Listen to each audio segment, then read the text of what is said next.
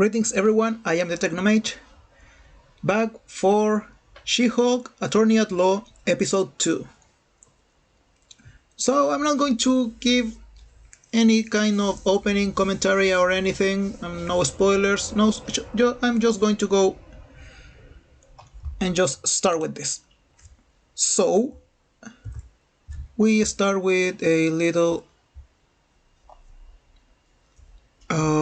what you call it, previously on. First, we'll start with our main character, Jennifer Walters.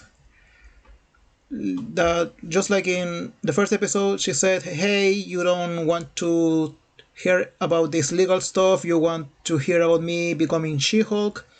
And we remember the accident. And then we have Then they tell us this is a recount of last episode, with Jennifer finding out about the blood contamination and her turning into She-Hulk, the training montage with the air horn, she transforming for the first time into She-Hulk when those creepy guys on the roadside bar were hitting on her. Then she trying to assert control over her life and go back to being a lawyer, and back to the present where she says Bruce was wrong, I was right, I can be a lawyer and never be She-Hulk, but she has to be She-Hulk again because Titania attacks and she has to stop her. And then we begin with the episode 2 in on its own. Jennifer watches on the TV that she becomes an immediate celebrity because everyone knows that she was She-Hulk. She was immediately recognized as such, and Titania is an influencer? Really? Oh, yeah, sure. I mean, modern day meets comic books world. Yeah, sure. She's a super influencer, by the way. And Titania's lawyer says entire incident was an unfortunate misunderstanding and the result of an extreme case of low blood sugar. That makes no sense. When you get that conflicted, it's because you have a really high blood sugar. Anyway, what do they know? They are lawyers. And as I said, they immediately identify her as Jennifer Walters, and there is a eyewitness that develops the name She-Hulk, and then we go to a lawyer bar. That means a bar exclusive for lawyers and the like, where everybody is praising her for being She-Hulk. As a matter of fact, she decides to enter the bar in her She-Hulk form, and people are giving her drinks and the like, and hey, toxic male, long time no see. Of course, him being the toxic male, he berates Walters because he thinks that she became the She-Hulk in the middle of the courtroom just to popularize herself, that this was all staged and whatnot. But we have more important things to watch, because Jennifer's boss appears. He is the head of the district attorney's office, and he fires her because they can't have her representing the DA office attracting too much attention. Also taking into account that because she saved the jury from Titania's attack, the judge decided to rule against her because the judge believed that the jury was going to be biased and on her side during their decision. So the judge favored against the DA's office, and Jennifer is fired. And that's the beginning of the episode. Hey, and we have the titles. Then next we got to Jennifer trying to find a new job, going to different law firms, each one of a lower quality than the previous one, but nobody's hiring her because they can't, because She-Hulk is a liability. Sorry, liability. And she's back home with her friend, trying to find jobs. The friend is not exactly being really helpful in this, but anyway, she has dinner with her family.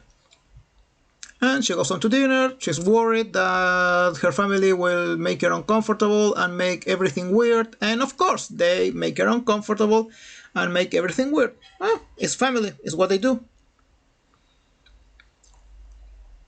And of course, she's getting really, really annoyed because of the and bored because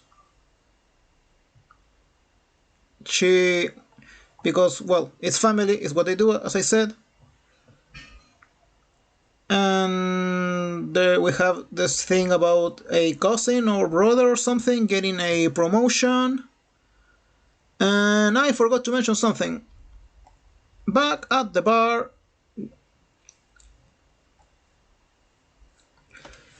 the friend Nikki offers the idea of she becoming an Avenger, and she says that she can't do that. She has student loans, and being a superhero doesn't pay much. She doesn't even know if they get paid. She said the superheroes are billionaires, narcissists, and adult orphans. Was that a nod at Batman? Anyway, and that the Avengers don't offer pension, healthcare, and maternity leave. Which I think she's wrong. I mean, Hawkeye was married. He was a member of S.H.I.E.L.D. and of the Avengers, and he was married. He had family and all. He had children, so I think at least. So I really think that maybe he had pension and healthcare and even maternity leave when his youngest son Nathaniel was born. I think Fury gave him some leave to take care of his wife. So anyway, the father pulls her aside for a moment to talk to her, and he actually says some helpful things. I mean, they actually gave a man a father an opportunity to actually be a good father. So props to that. Well, then next after that, she's back at the bar drinking. Well, she can't drink much because since she's jobless now, as she puts it, she's drinking on a budget. And then a new character appears, Mr. Holloway, who is one of the partners of the law firm, which was defending the accused at that trial where Jennifer was working and Titania crashed, and he offers her a new job on the other firm, and she immediately accepts. So first day at the new job, it's a very big building, and the boss immediately breaks it to her that the reason why they hire her is because she's She-Hulk, and because they need a new lawyer for the new super-powered division, where they will be taking cases defending super-powered beings. And of course she complains. She breaks the fourth wall once again, complaining that she's being objectified, the fact that they only want her for being She-Hulk, not because she's qualified for being a lawyer. But hey, nice new office. No, seriously, it's actually a really nice office. And we have the welcoming party where they give you some gifts and a really convenient map for the best bathroom in the office, which if I were to work in a new place, I would really appreciate that. to be honest. So anyway, back to the work. Holloway breaks it, gives the big news to Jennifer that he wants her to take a case defending Emil Blonsky. For those who maybe don't remember, Emil Blonsky, played by Tim Roth on the Incredible Hulk movie back 15 years ago, maybe, during Marvel MCU Phase 1. In the Hulk movie where Bruce Banner was played originally by Edward North, who didn't come back for the rest of the MCU and was replaced with Mark Ruffalo. And Emil Blonsky was a soldier that was injected with a bootleg version of the Super Soldier Serum and became the Abomination. And Jennifer, of course, doesn't want to do it because Emil Blonsky tried to kill her cousin and she has a conflict of interest.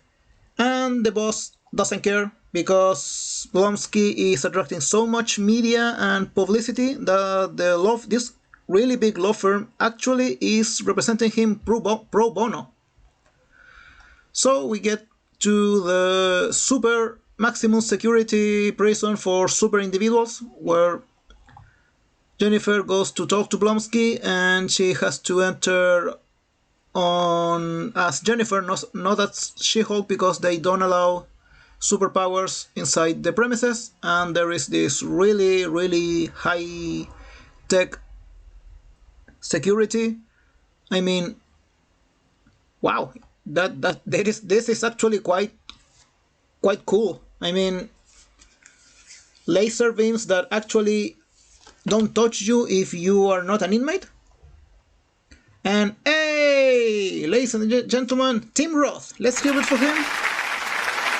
So anyway, here we have Emil Blonsky, who now is Shield Blonsky.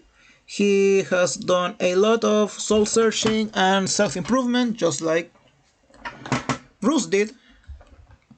And now he wants to start a new life. He wants to go out because he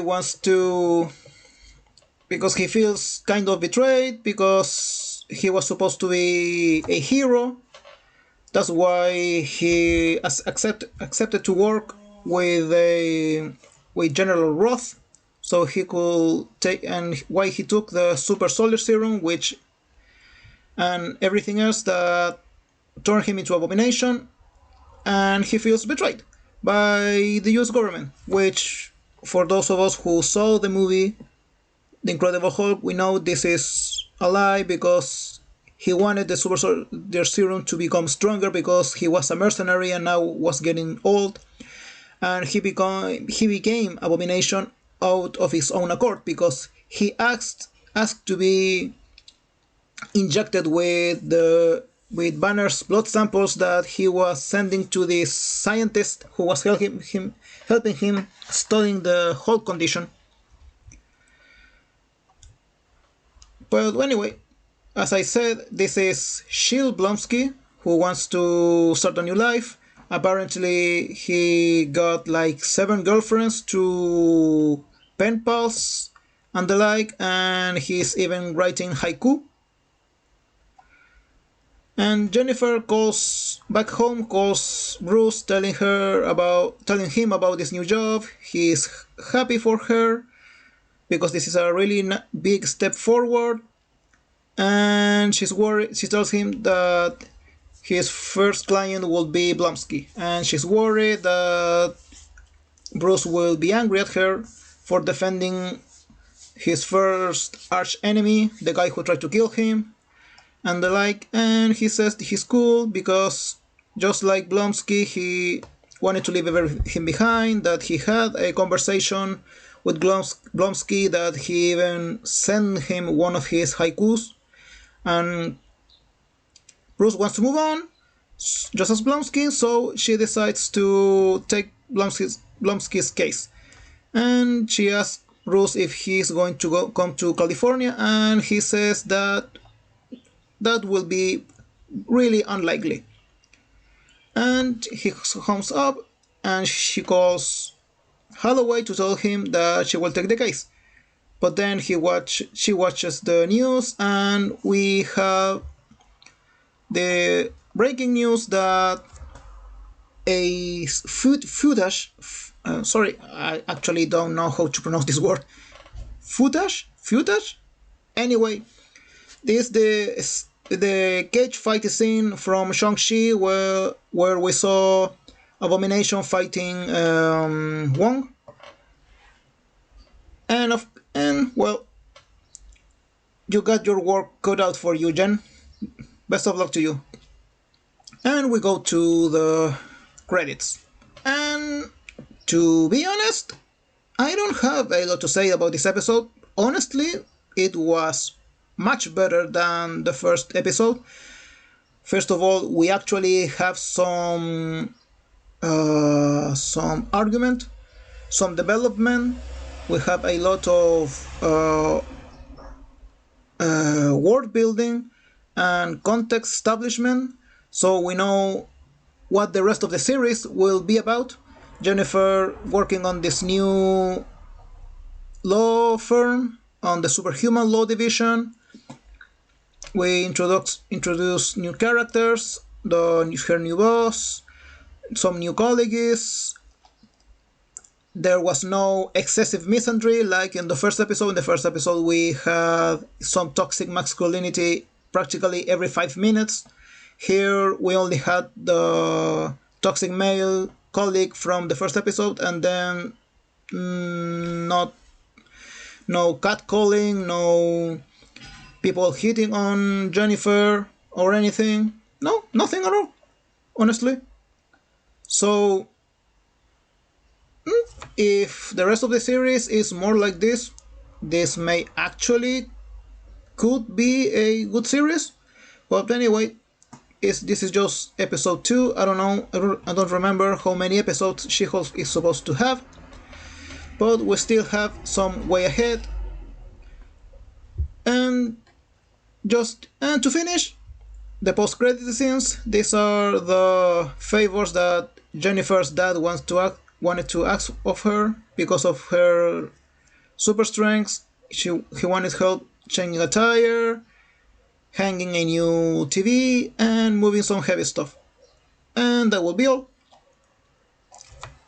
As I said, this was a interesting, fairly entertaining episode. Let's hope the rest of the series is more like this, like episode 2, and less like episode 1. This is the Technomage, signing off. Thank you for watching.